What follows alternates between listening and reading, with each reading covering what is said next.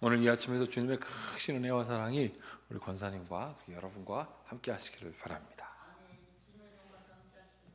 아멘. 감사합니다. 오늘은 비겁한 권력의 말로라는 제목을 가지고 함께 같이 은혜를 나누도록 하겠습니다.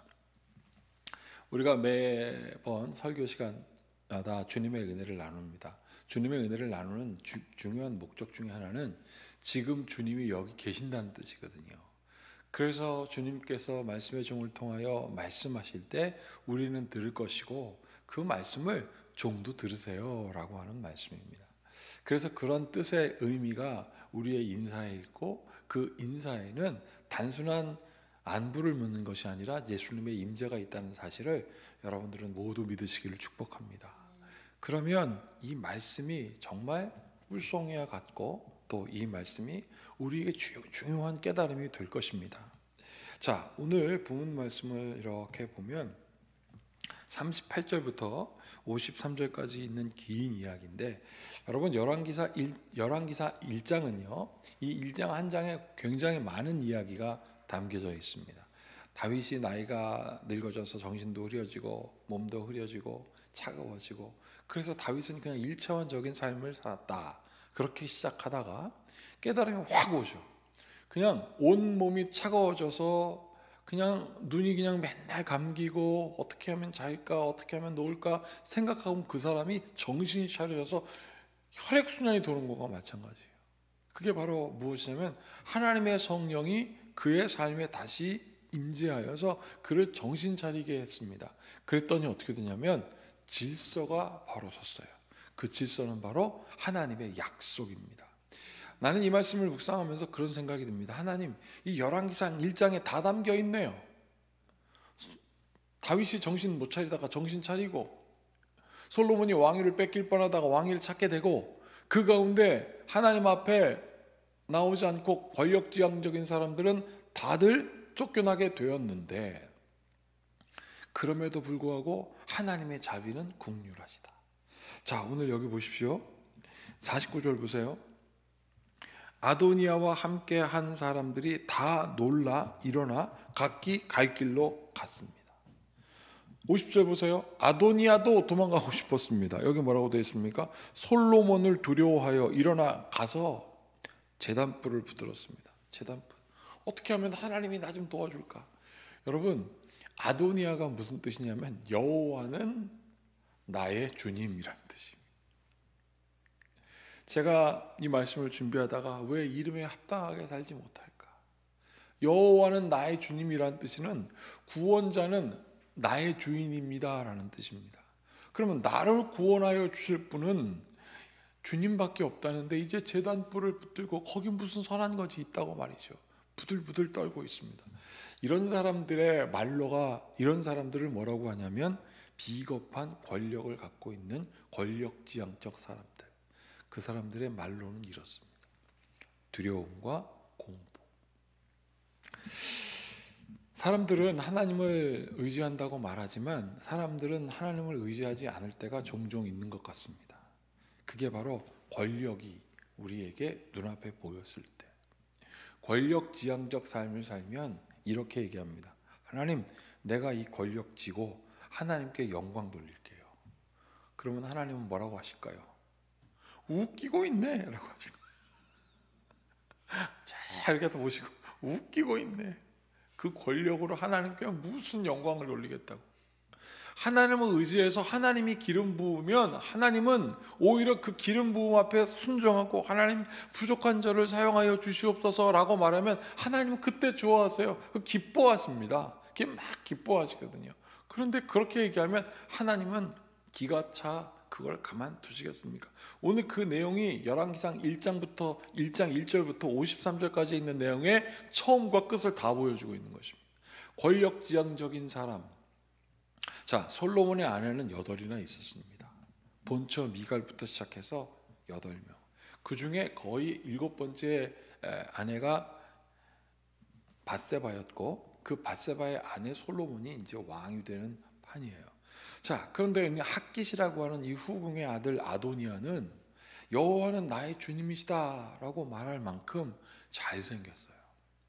행동도 굉장히 멋지고, 그리고 착해 보이고, 그리고 많은 사람들을 잘 다스릴 만큼 얼굴이 완전히 그런 사람입니다.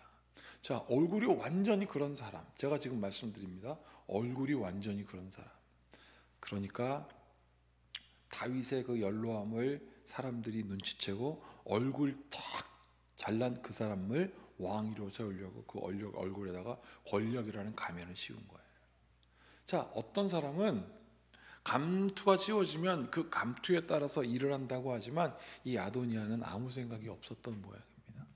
하나님은 없고 권력지향적으로 살다 보니까 그렇게 막 살았던 거예요. 그렇게 권력지향적으로 살았던 그 사람에게 소식이 들려옵니다. 자, 41절 보세요. 아도니아와 그와 함께한 손님들이 먹기를 마칠 때에 다 들었습니다. 요압이 나불나팔 소리를 듣고 이르기를, 자기들이 먹고 막 잔치하다가 이게 무슨 뜻이지? 자기들이 왕이 됐다고 생각하고, 요압은 군대 장관이거든요. 걱정하십시오 아도니아님 이러고 있는데 밥 먹다가 막 나팔 소리가 들립니다. 41절 끝이죠. 어찌하여 성읍 중에 소리가 나느냐, 요란하냐 라고 합니다. 말할 때에 제사장 아비아달의 아들 요나단이 오는지라. 자, 제사장의 아들 요나단이 왔습니다. 이게 뭐냐라고 하는데, 아도니아가 이르되 들어오라, 너는 용사라, 아름다운 소식을 가져오는도다. 자, 이제 저기서 나를 왕으로 추대할 준비를 하는구나 라고 해. 그런데 언감생신 무슨 뜻입니까? 43절, 요나단이 아도니아에게 대답하여 이르되 과연 우리 주 다윗이 솔로몬을 왕으로 삼으셨나이다. 끝난 거예요. 제가 그래서 아까 하나님께서 웃기고 있네라고 한 겁니다. 네가 왕이라고 스스로 선포하면 뭐하냐? 다윗 아무 생각 없는 것 같지만 아무 생각이 있어. 분명한 생각이 있어. 하나님은 다윗에게 약속하셨고 다윗이 그것을 기억했잖아. 44절 계속 선포합니다. 왕께서 제사장 사독과 선지자 나단과 여호와의 아들 분야와와 그렛 사람과 블레셋 사람을 솔로몬으로 함께 보내셨는데, 이건 많은 증인들이 있다라는 거예요. 너희들 지금 다 모았어? 그 권력으로, 니네 힘으로 권력지향적으로 하려고 해? 소용없어. 이미 하나님이 다 하셨어. 사랑하는 여러분, 하나님은 권력지향적으로 사람 막 모아갈 때 때로는 우리가 힘들 때도 있고 혼자 있을 것만 같지만 하나님은 이렇게 함께 하게 해주십니다. 이게 하나님의 역사고, 이게 우리가 흔히들 말하는 반전입니다. 이게 우리가 말하는 역전입니다. 그래서 어떤 분들은 이렇게 노래하죠. 역전되리라. 이건 막연한 역전이 아닙니다. 그들 무리가 왕의 노새에 솔로몬을 태워다가 45절 보십시오. 제사장 사독과 선지자 나단의 기원에서 기름을 부어 왕으로 삼고, 자, 무리가 그곳으로 올라오면서 즐거워함으로 성읍이 진동하였나니 당신들에게 들린 소리가 이것이다. 너희들이 이제 왕이 될 것이다 라고 해서 누군가 미리 잔치한 게 아니라 이미 솔로몬은 왕이 되었고 이제 다윗의 노새를 타고 딱 왕이 되어서 오는 장면이야.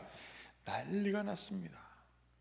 그러면서 또 46절에 이렇게 합니다. 또 솔로몬도 왕자에 앉아 있고, 자, 47절은 같이 읽어볼게요. 왕의 신하들도 와서 우리의 주 다윗 왕에게 축복하여 이르기를, 왕의 하나님이 솔로몬의 이름을 왕의 이름으로보다 더 아름답게 하시고 그의 왕위를 왕위보다 크게 하시기를 원하나이다 하매, 왕이 침상에서 몸을 굽히고, 자, 이 모든 일이 이미 다 일어났고 왕도 인정하였고 백성들도 다윗보다 솔로몬이 더 낫다고 한다. 하나님의 뜻이거든요.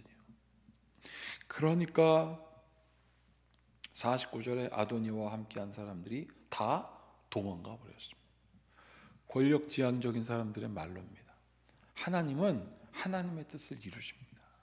그리고 혼자 있는 것 같지만 함께 하십니다. 이게 바로 하나님의 놀라운 역사고, 그 놀라운 역사에 살아있는 증거가 교회입니다.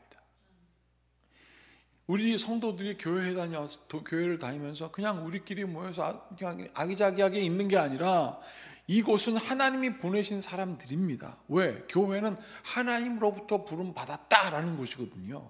그 하나님께서 괜히 부르겠냐고요. 오늘 이겁니다. 우리는 세상 권력을 지향해서 여기 모인 공동체가 아니라 하나님을 따라 여호와는 나의 구원이십니다라고 고백하는 사람들의 모임이 바로 교회입니다. 이곳에 오셔서 예수님의 이름으로 기도하십시오. 능치 못함이 없을 것입니다. 48절 보십시오. 또한 이르기를 이스라엘의 하나님 여호와를 찬송하리로다. 여호와께서 오늘 내 왕 위에 앉을 자를 주사 내 눈으로 보게 하셨나이다. 하나님께서 그것을 보게 하셨습니다. 웃기고 있지 마 이것들아 이거예요.